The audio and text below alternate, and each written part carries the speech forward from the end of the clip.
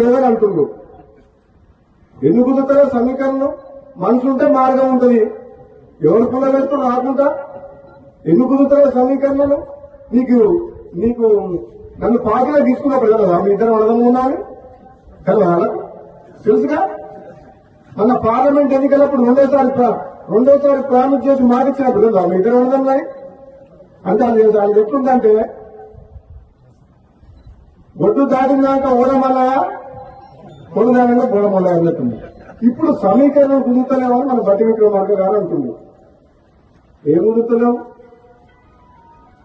9 మంది ఎమ్మెల్యేలు ఉన్న ఖమ్మం జిల్లాలో 3 మంత్రులు ఉన్నారు. ఎంతమంది ఉన్నారు?